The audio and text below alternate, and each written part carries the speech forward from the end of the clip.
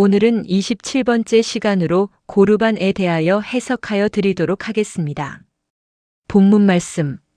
마가복음 7장 11절에서 14절까지 너희는 가로되 사람이 아비에게나 어미에게나 말하기를 내가 드려 유익하게 할 것이 고르반 곧 하나님께 드림이 되었다고 하기만 하면 그만이라 하고 제 아비나 어미에게 다시 아무 것이라도 하여 드리기를 허하지 아니하여 너희의 전한 유전으로 하나님의 말씀을 폐하며 또 이 같은 일을 많이 행하느니라 하시고 무리를 다시 불러 이르시되 너희는 다 내 말을 듣고 깨달으라. 아멘.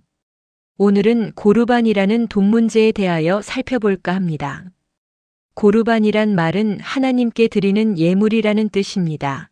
헌물이나 제물을 말하는데 오늘날로 말하면 돈이 될 것입니다. 문제는 본문 말씀처럼 자기의 부모님에게 드려야 할 용돈이라고 해야 할까요?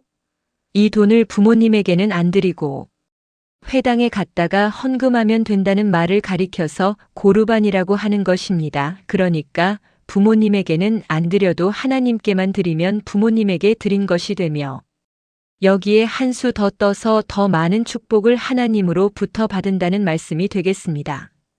그런데 이 문제에 대하여 예수님께서는 마가복음 7장 8절에서 너희가 하나님의 계명은 버리고 사람 유전을 지킨다고 말씀하시면서 너희 유전을 지키려고 하나님의 계명은 잘 져버린다고 책망을 하셨던 것입니다.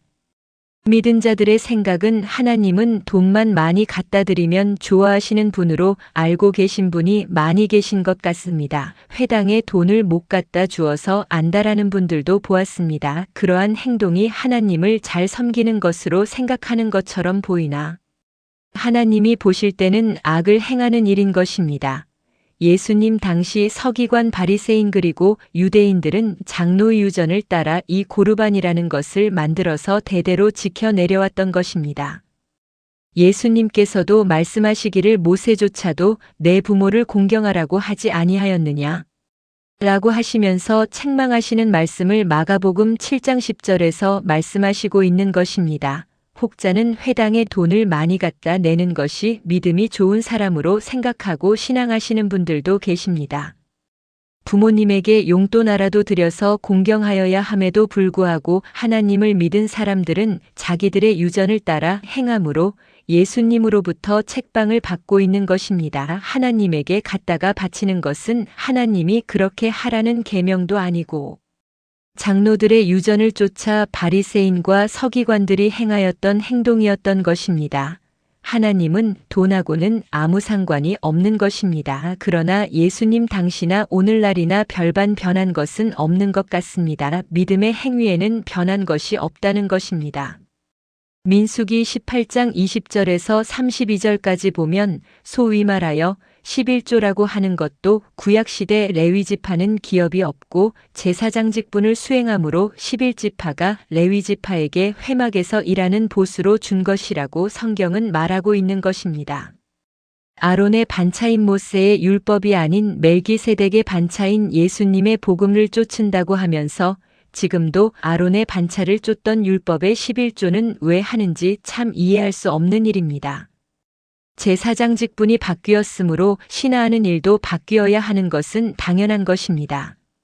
그러므로 예수님이 오신 후로는 우리를 거룩한 산제사로 하나님 앞에 드리면 하나님께서 기뻐 연락하시는 것입니다.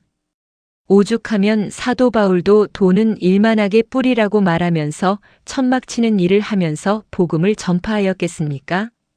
100번 양보하여서 돈 많은 재벌은 회당에 돈이 들어가야 할 일이 있다면 스스로 알아서 하면 될 것입니다. 육신적인 생명이 천년 만년 사는 것으로 알고 자기의 정욕을 따라 살다가 죽으면 그의 삶은 무의미한 것이며 하나님의 생명에서 끊어진 자요 또한 그에 따른 하나님의 심판이 있을 것입니다. 야고보서 4장 17절입니다. 사람이 선을 행할 줄 알고도 행치 아니하면 죄니라. 아멘.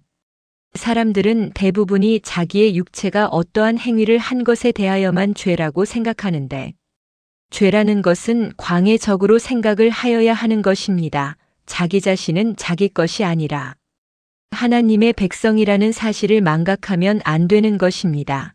그러므로 육적으로 어려운 사람이 있으면 돈이 많은 사람은 도와줄 수 있는 마음의 여유가 있어야 할 것입니다.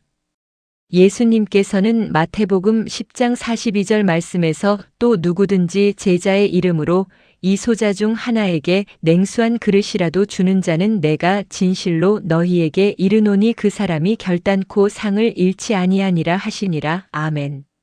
이 말씀은 하나님을 믿는 자들을 향하여 하시는 말씀입니다. 사람들의 마음에 사랑이 없음을 말씀하는 것입니다. 어려운 사람을 보고 돕고 싶은 마음은 인지상정이 될 것입니다.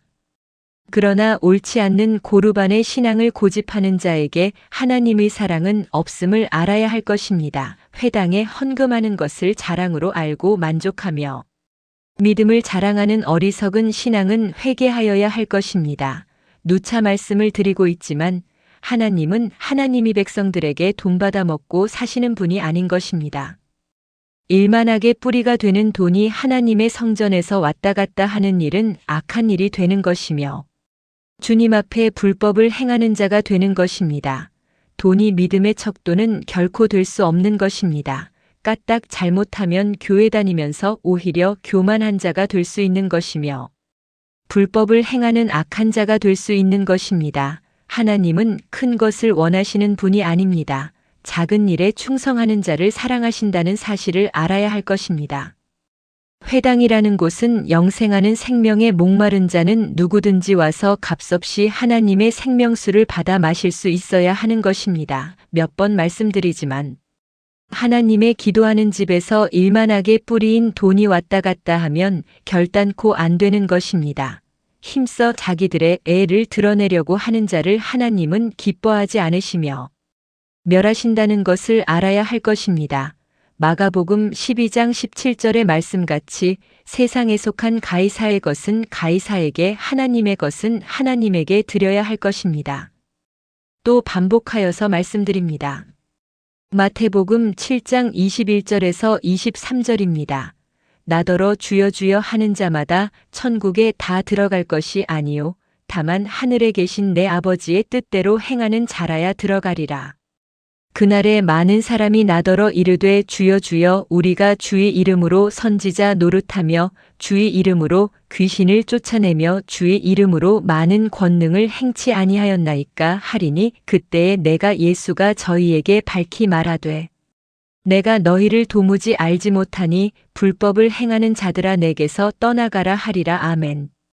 또한 민수기 18장 20절 이하의 말씀을 보면 레위인을 향하여 11조를 말하면서 이것은 회막에서 일한 너희의 보수라고 분명히 말씀하고 계신 것입니다. 그러나 사람들은 회막에서 일하는 보수를 하나님께 드리는 헌금이라고 잘못 생각하고 있는 것입니다. 하나님 앞에 불법이란 하나님 뜻대로 행하지 않았다는 말씀인데 이러한 불법은 대부분이 세상적인 돈에 걸려서 모두가 넘어지고 있는 것입니다. 한마디로 하나님에게 좋은 일 하는 것처럼 보이는데 사실은 하나님 앞에는 악한 불법을 행한 자가 되는 것입니다. 주의 이름을 부르면서 모든 권능을 행하였다고 하지만 이들은 하나님과 상관없는 일들을 하고 있는 것입니다. 주의 이름을 부르는 것이 무엇이 잘못이겠습니까? 라고 말씀을 하실 분도 계시겠지만 하나님의 이름을 부르면서 많은 돈을 벌기를 원하며 그렇게 번 돈을 회당에 갖다 내고자 하는 것입니다. 이러한 행동들이 예수님이 보시기에는 악한 행동이요 불법을 행하는 자가 되는 것입니다. 그러나 오늘날도 11조나 기타 헌금을 교회에 내면서 하나님께 드린다고 생각하면 잘못된 생각인 것입니다. 성경 말씀에 대하여 전혀 깨달음이 없는 신앙을 하고 있는 것입니다. 하나님은 돈이라는 것에는 관심이 없는 분입니다. 다만 사람들이 공연히 안달이 나서 안절부절할 뿐인 것입니다. 믿은 자들은 하나님을 믿는다고는 하면서도 삶의 가치 기준을 돈에 두고 살아가고 있는 것입니다. 그러므로 돈과 하나님은 원수가 되는 것입니다. 누가복음 16장 14절 말씀입니다. 바리새인들은 돈을 좋아하는 자라. 아멘. 이러한 일들이 하나님 앞에는 불법을 행하는 자로 나타나게 되는 것입니다. 정말 정신 차려서 신앙하지 아니하면 하나님 앞에 불법을 행하는 자가 다른 사람이 아닌 바로 자기 자신이라는 사실을 깨달아야 할 것입니다. 그러므로 사도 바울은 다음과 같이 말씀하십니다. 로마서 12장 1절의 말씀입니다. 12일 그러므로 형제들아 내가 하나님의 모든 자비하심으로 너희를 권하노니 너희 몸을 하나님이 기뻐하시는 거룩한 산제사로 드리라. 이는 너희의 드릴 영적 예배니라. 아멘.